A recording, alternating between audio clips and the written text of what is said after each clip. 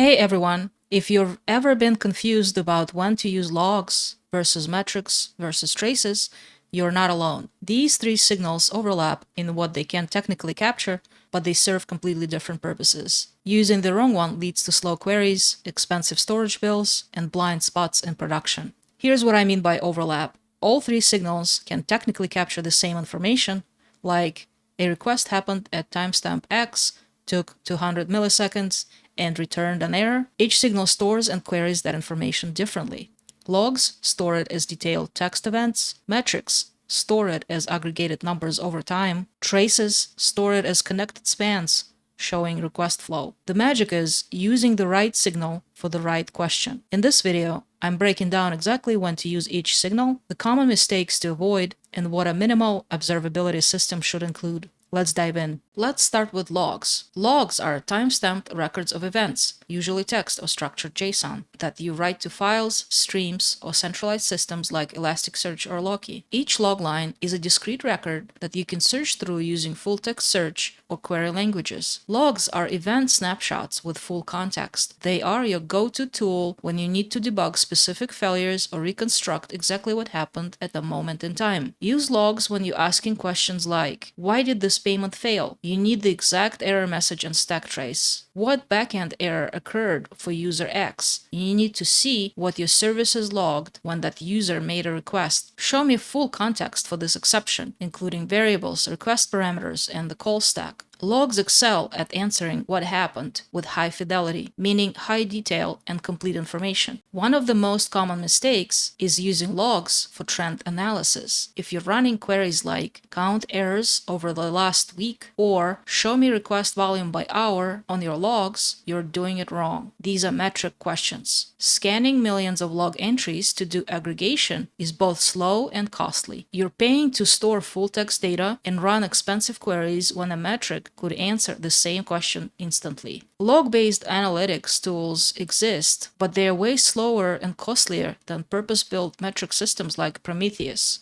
Metrics are numeric time series designed for aggregation. Under the hood, they're stored in specialized databases, optimized for time range queries and mathematical operations. A metric looks like this: a metric name, labels or tags, a numeric value, and a timestamp. Metrics are perfect for dashboards, alerts, or trend analysis where you care about patterns over time, not individual events. Use metrics when asking, how many requests per second? What's the 95th percentile latency? Alert me when CPU exceeds 80%. Quick side note, the 95th percentile or P95 means 95% of requests were faster than this value. This matters because averages lie. Your average latency might be 50 milliseconds, but if 5% of your users experience 2-second delays, they're having a terrible experience. The P95 shows you what the worst normal experience looks like. Metrics are cheap to store and query because they discard detail. Instead of saving every single request, you store a count. Instead of storing every latency value, metric systems store aggregated representations, typically histogram buckets. Then, at query time, meaning when you ask for the data, the system calculates percentiles from those buckets. So when you query for P95, it estimates 95 out of 100 requests that fall somewhere within the less than 100 millisecond bucket, so P95 is estimated around that range. You get an estimate, not exact value, but it's very close and dramatically cheaper to store.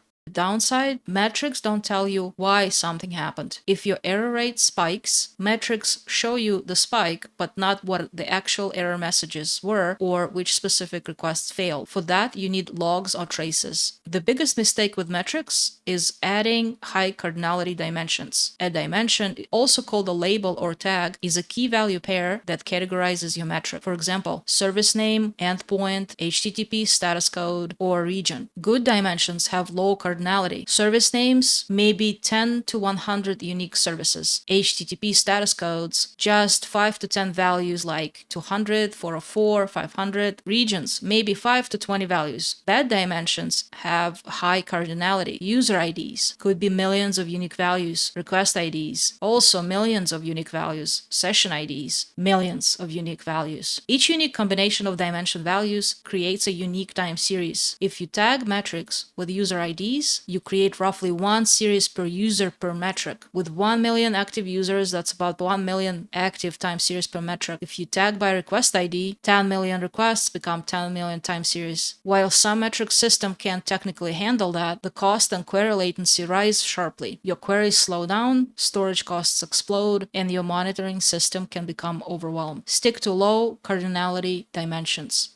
Now let's talk about traces. Traces show you request flow across services in distributed systems. Let me explain how they work under the hood. Imagine a request flowing through your system. Without tracing, each service logs independently. Even if you propagate correlation IDs, you're missing the parent-child relationships. You don't know which service called which or how the operations nest together. Distributed tracing solves this problem through 3 steps. First, when a request enters your system, you generate a unique trace ID, let's say trace-abc123.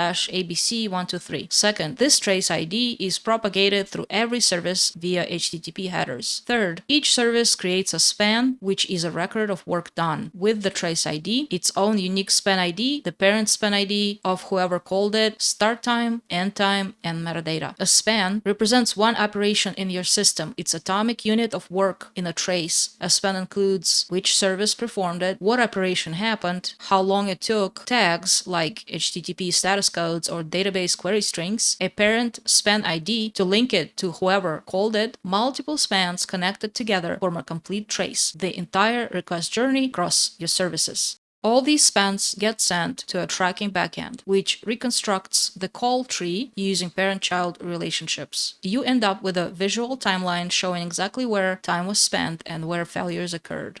Traces are your best tool for: why is this endpoint slow? Which service is causing timeouts? Show me the call path for request X. Traces answer where in a distributed system something went wrong. Traces are expensive at scale, primarily because of data volume. Each request generates multiple spans, one per service. If you trace 1 million requests per second with 10 services each, that's 10 million spans per second. Around 864 billion spans per day. At 300 to 1000 bytes per span, even compressed, you're looking at hundreds of terabytes per day or more. Add in the cost of indexing all that data, which is creating lookups by trace ID, service name, duration tags, and the network bandwidth to send spans from every service to a central collector, and you can see why traces get expensive fast. Sampling is critical for that reason. Sampling means you don't trace every single request, you make intelligent decisions about what to keep. There are 2 main approaches. Head-based sampling: decide at the start of the request whether to trace it. For example, randomly trace 5% of all requests. The problem? You might miss the slow or failed requests if you decide not to trace them up front.